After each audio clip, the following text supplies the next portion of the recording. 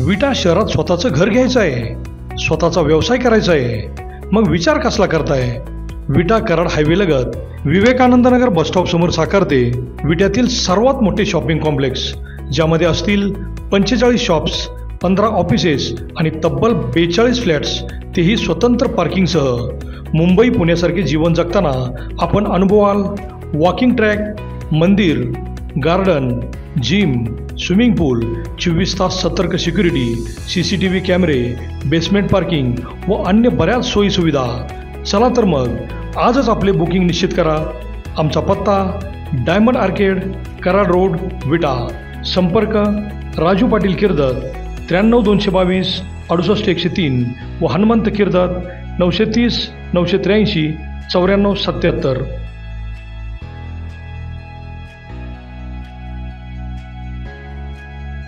नमस्कार, प्राईम न्यूजमध्ये आपल्या सर्वांचे स्वागत।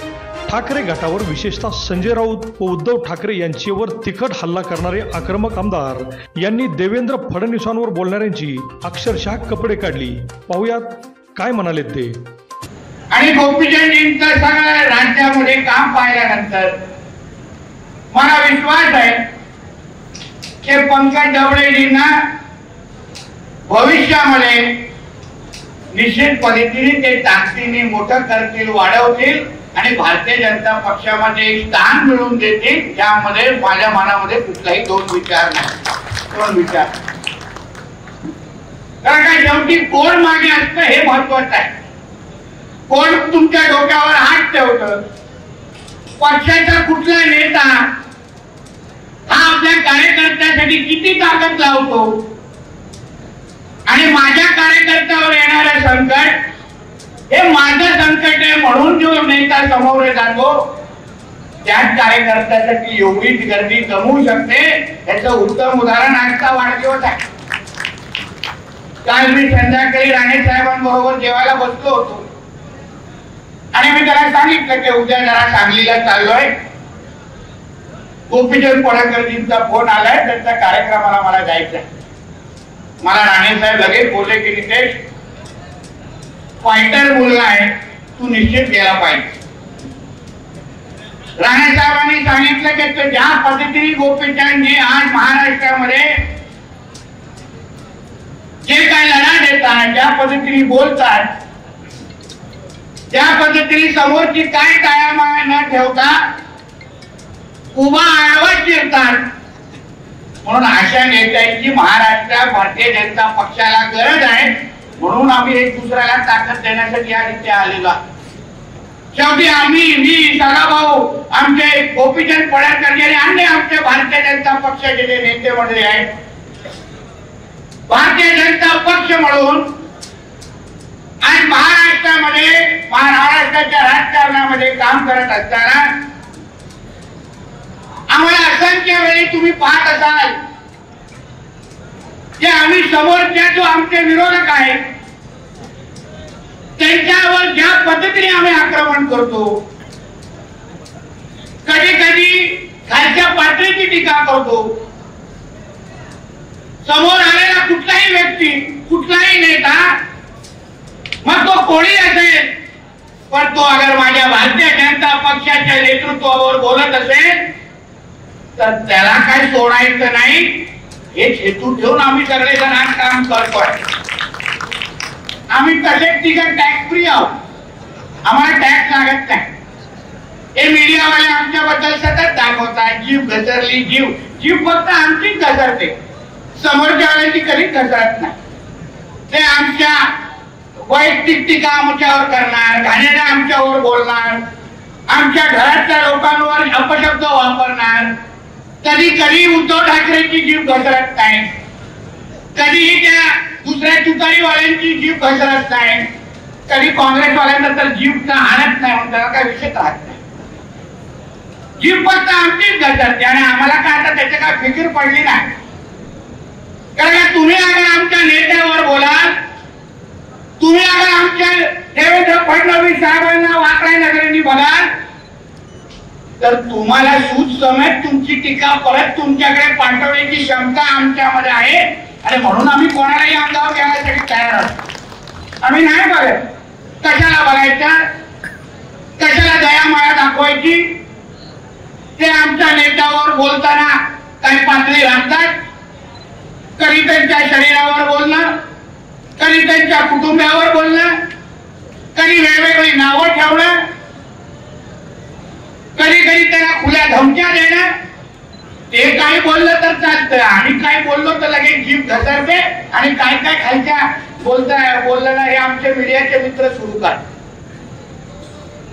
पण आम्हाला बोलणं अगोदर पहिले हे जे काय महाविकास आघाडीचे नेते मंडळी आहेत ना, ह्याला आमच्या मीडियाच्या मित्रांनी सांगितलं पाहिजे की साहेब तुम्ही बोलू नका, आता तिथून अगर जे बोलायला लागतात ना ते तुमच्या घरातले वाले पण तुम्हाला ते इज्जत द्यायचं बंद केलेलं आहे, अशा पद्धती तुमची इज्जत काढतात. तुम्ही सकाळी रोज सकाळी बघत असते कसं त्या संजय राजाराम राऊतचा कसा कार्यक्रम करतो. त्याच्या बायकोनी पण त्याला आता विचारायचं तर संजय राजाराम राऊतच बोलते, संजय राजाराम राऊत इकडे अशी अवस्था. मला खूप लोक बोलतात तुम्ही त्याच्या बापाचं नाव का घेता? मला माझ्यामुळे त्याच्या बापाचं तर नाव कळलं त्या राजाराम राऊतचा मुलगा आहे, नाहीतर ह्या लोकांना आवडीच म्हणायचे कुठून तरी कचऱ्यातून उचललेला असेल. त्याला बोलण्याची काय तयार आहे? पत्रकारांच्या बूमवर थुकतो, शिव्या घालतो. आता मग आमच्या देवेंद्र फडणवीस साहेबांनी पण शक्य लढवलं. आता लोहे को लोहा काटलाय म्हणून मला पुढे करून टाकले की तू पण बोलत बोल, काय बोलायचं तू बोल, सगळं टॅक्स फ्री आणि काय मोकळी काय. म्हणून आपण काय सकाळी उठून सुरूच होतो. त्याला माहिती आहे काय बोलला तर त्या भाषेत उत्तर देऊ शकतो. तो तर आता चायनीज मॉडेल शिवसैनिक आहे, आम्ही ओरिजिनल आहे, आम्हाला काय बोलण्याचा विषय नाही. हा नंतर हा समाजवादी मला विचारायचा होता, अशा पगारी लोकांसारखा बाळासाहेबांनी ते राजसाहेब ह्याला घेऊन आले. हा पहिला बाहेर आर्टिकल लिहित बसायचा, हे असे पत्रकार असतात तर बाहेर आर्टिकल लिहित काय स्टोरी द्यायला काय स्टोरी अशा मांडण्यासारखा बाहेर बसायचा मातोश्रीचा. आणि आता उद्धव ठाकरेचा नेता झालाय. उद्धव ठाकरे त्याच्याशिवाय नाडी बांधत नाही असा विषय झालेला असा विषय. आणि हा आमच्या फडणवीस साहेबांवर अन्य लोकांवर टीका करतो. आम्ही काही सहन करणाऱ्यापैकी नाही. तुम्हाला या गोष्टी मी काय सांगतोय, आज आमच्या जवळजींचा वाढदिवस असला तरी जसं आमच्या गोपीचंदजींनी सांगितलं भारतीय जनता पक्षाचे कार्यकर्ते म्हणून तुम्ही इथे आहात. तुम्ही एक लक्षात ठेवा, समोरचे ज्या पद्धतीने आपल्यावर आक्रमण करतायत, ज्या पद्धतीने आपल्या नेते मंडळीवर टीका करतायत, भारतीय जनता पक्षाच्या कार्यकर्ता म्हणून तुम्हाला पण त्याच भाषेमध्ये उत्तर देण्याची तयारी असली पाहिजे, तर ह्या लोकांना आपली जागा कळेल, तर ह्या लोकांनी जागा कळेल. बघा आमचे पळेलकर काय पवारांना व्यवस्थित सुसमत परत करतात. हे एकदा बोलल्याने तर एक पवार बोलायला तयार नसतो. तो आपला वांग्या रोहित पवार त्याला वांग्यासारखा वाढले असा आढावा किंवा अन्य ते तुतारीचे लोक पळाले तर बोलले, एक तरी बोलतो का, एक तरी बोलतो का, हिंमत करत नाही. अशी उत्तर द्यायसाठी तुमची तयारी असली पाहिजे. नाहीतर हे 4-5 लाऊड स्पीकर अगर भारतीय जनता पक्षामध्ये असते आणि बाकी सगळं जसं त्यांनी सांगितलं बाकी सगळे चिडीचूप कोण बोलायला तयार नाही. चांगला मुद्दा घेतला पडेल तर. आणि एवढ्या 8-9 वर्षामध्ये जेवढ्या लोकांना भारतीय जनता पक्षाच्या नेते मंडळी म्हणून आमच्या फडणवीस साहेबांनी मदत केली, त्यांच्या साखर कारखान्यांना पैसे मिळवून दिले, त्यांना काय काय उभा केलं, काही लोक तर जमिनीखाली केलेले परत वरती करून त्याला उभं केलेलं आहे.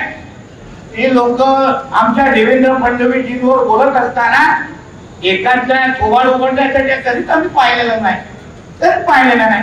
आणि आम्हालाही आश्चर्य वाटतं. काही टीका आली तर तुम्ही नेहमी बघा आम्ही 4-5 जणच तुम्हाला लोकांना दिसतात, बाकी गाया वाचतात, बाकी लोकांचे फोन नॉट रिचेबल होऊन जातात.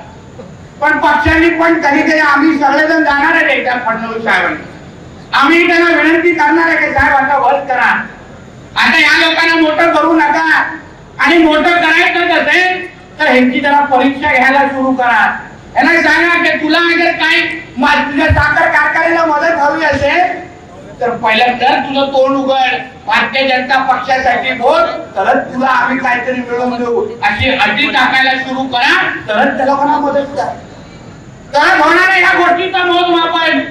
त्याच्या कोणी काही आमच्या नेते मंडळीवर कोणी बोलतील आणि आम्ही काय गप्प बसणाऱ्यापैकी नाही. आम्हाला कोणा काय थांबवण्याची लोकांमध्ये हिंमत पण नाही. काय काय काय बोललं जातं तुम्ही विचार करा. कधी मुद्दाहून वाटतं उघडा बघा काय काय बोललं जातं. अरे होतं काय आणि बोललं काय जातं. म्हणजे राज्यामध्ये काही घडलं, यांच्या घरामध्ये काही घडलं तरी देवेंद्र फडणवीस. उद्या उद्धव ठाकरे बोले माझ्या आदित्यचं लग्न होत नाही कारण का देवेंद्र फडणवीस.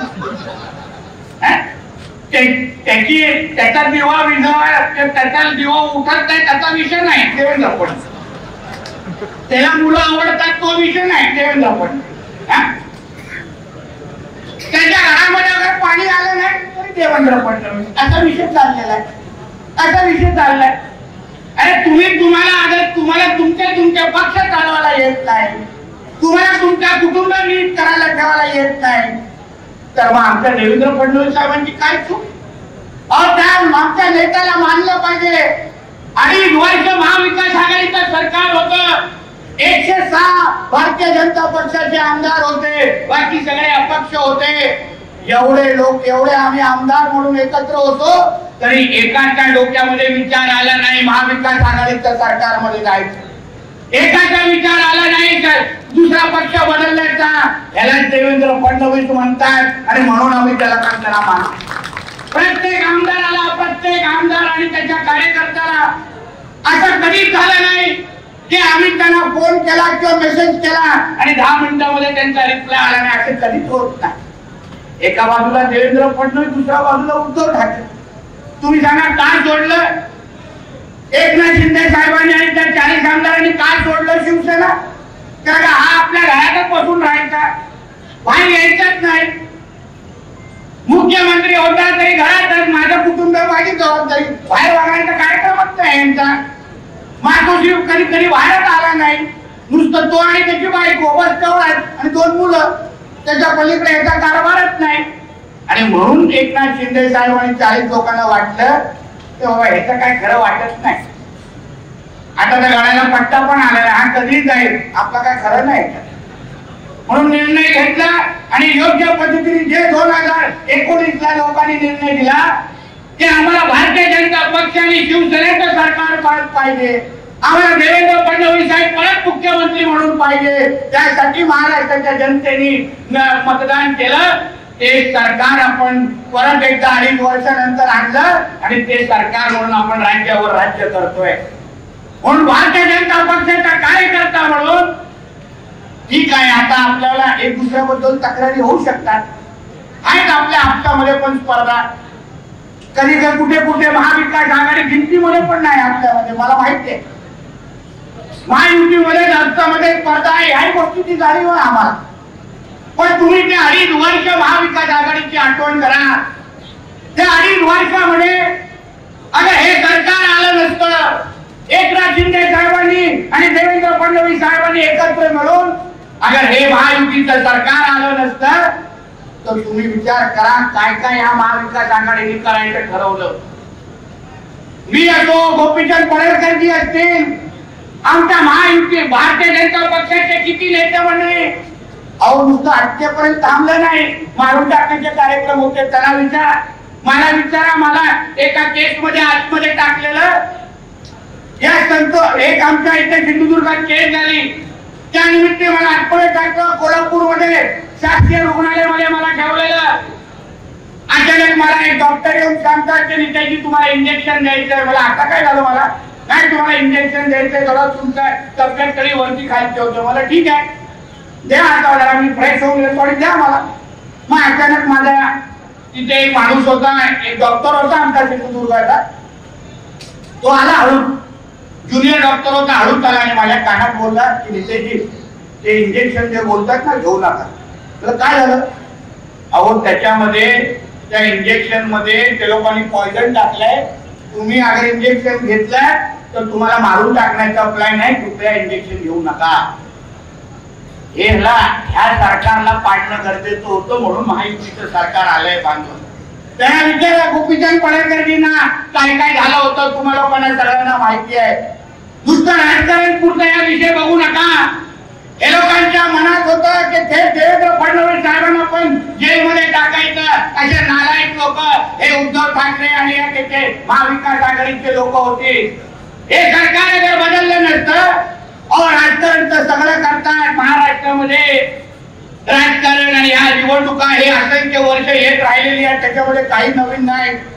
पण हे महाविकास आघाडीचं जे सरकार आलेलं ते लोक त्यांच्या विरोधकांना फक्त निवडणुकीमध्ये हरवायचं नाही, फक्त राजकारणातून उठवायचं नाही, पण त्यांना आयुष्यातून बाद करून टाकायचं आणि त्या लोकांना आयुष्य त्यांचं संपवायचं. अशा पद्धतीचं सरकार आपल्याला घालवायला लागलेलं. ठीक आहे, आपल्या एकनाथ शिंदे साहेबांनी उठाव केला आणि ते आपल्याबरोबर आले आणि म्हणून आजचं सरकार आपल्याला दिसतंय. म्हणून बांधवांनो, ह्या सगळ्या गोष्टीची तुम्ही विचार, तुम्ही कार्यकर्ता म्हणून चिंता करू नका. तुमच्या ज्या भावना आहेत, तुमच्या मनामध्ये जे आहे, भारतीय जनता पक्षाच्या कार्यकर्त्याला जे काही ताकद द्यायचे ते आमचे वरिष्ठ आणि सगळे नेते मंडळी निश्चित पद्धतीने देतील. त्याबद्दल तुम्ही चिंता करू नका. तुमची जी भावना आहे, तुम्ही ज्या ज्या गोष्टी भावना आमच्या अगोदरच्या भाषणामध्ये व्यक्त केल्या त्या नेते मंडळीपर्यंत पोहोचवण्याची जबाबदारी ही आमच्या लोकांची असेल, याच्यामध्ये तुम्ही निश्चिंत राहा. पण आज ज्या परिस्थितीमध्ये आपण आज महाराष्ट्राचं राजकारण करतोय, या ऑक्टोबर मध्ये होणाऱ्या निवडणुकीमध्ये चुकून फक्त चुकून अगर महाविकास आघाडीचं सरकार परत आलं तर मग तुम्ही आम्हा लोकांना कुठे बघाल याचा विचार करून द्या. आम्ही काय 6 महिन्यामध्ये दोघंही तुम्हाला कोल्हापूरच्या मुख्य जेलमध्ये भेटू, आपला गोट्या घेत असू आम्ही. आम्हाला काही लोक बाहेर ठेवत नाही. मला तर पहिल्या 100 दिवसातच आतमध्ये टाकते. मला माहिती नाही, मी बॅगेत भरून ठेवले. पण मी एक निर्धार केलाय की असंच आपलं सरकार जायला द्यायचं नाही. मी मेहनत करीन, जिद्द दाखवेन, दिवस रात्र महाराष्ट्र पिंटून काढेन. पण परत एकदा ऑक्टोबर मध्ये माझं भारतीय जनता पक्षाने महायुतीचं सरकार परत आणून दाखवेन असं निर्धार करून महाराष्ट्रामध्ये फिरतोय. शेवटी आपल्याला हे काय फक्त राजकारणाच्या पुरतं राहिलेला नाही. हा गँगवॉर सुरू झालाय. गँगवॉर मध्ये एक दुसऱ्याला मारून टाकण्यापर्यंत हे विषय जातात. तुम्ही ह्यांचं घाणेरडं राजकारण बघा, घाणेरडं राजकारण बघा.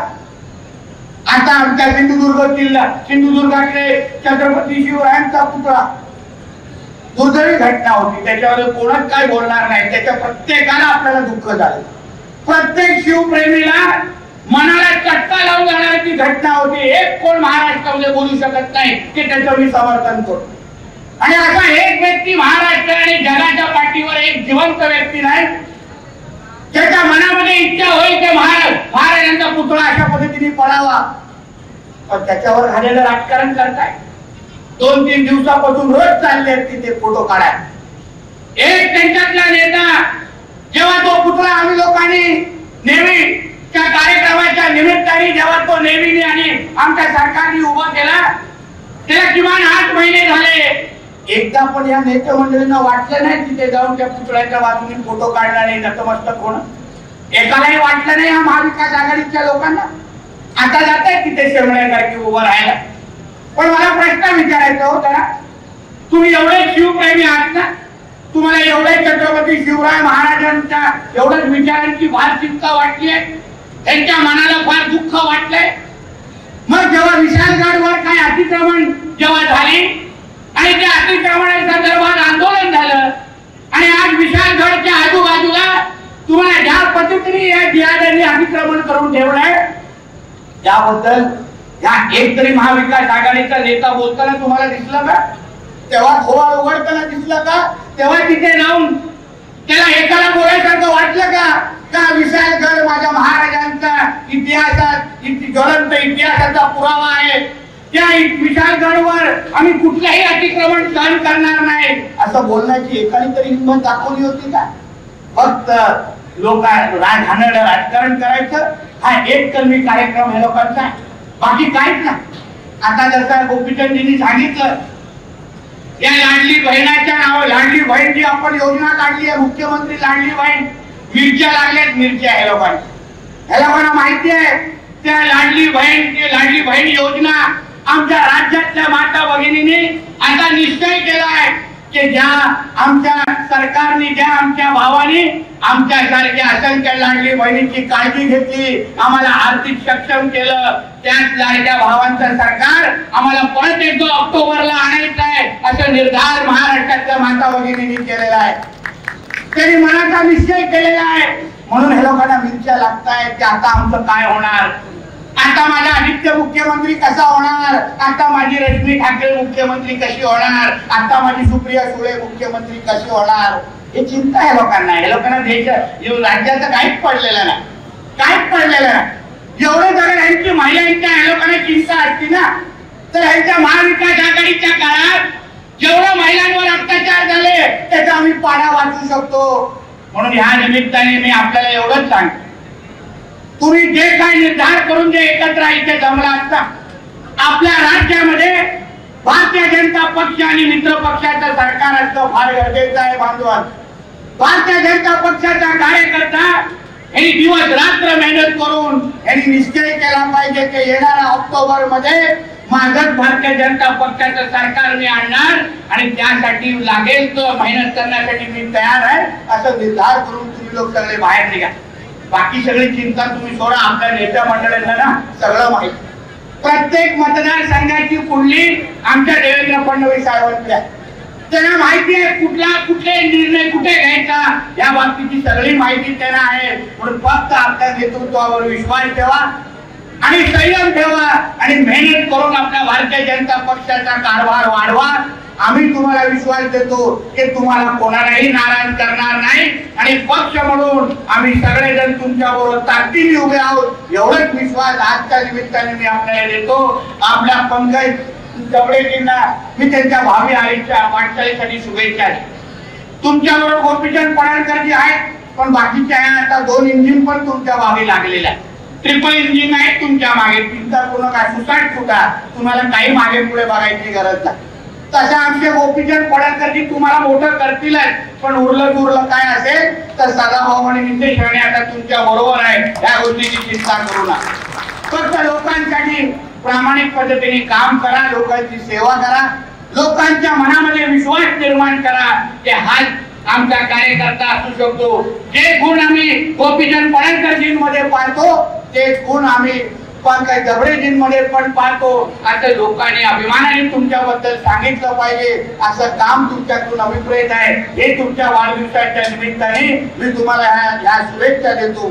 परत एकदा मला बोलवल्याबद्दल आमच्या गोपीचंद पडळकरजींचा मी मनापासून धन्यवाद देतो की आपण अशाच पद्धतीने बहुजनांचा आवाज आणि माझ्या बरोबर हिंदुत्वाचा आवाज आपण बनत राहा, मोठे होत व्हा. आम्ही सगळेजण आपल्या बरोबर आहोत एवढा विश्वास आजच्या निमित्ताने देतो.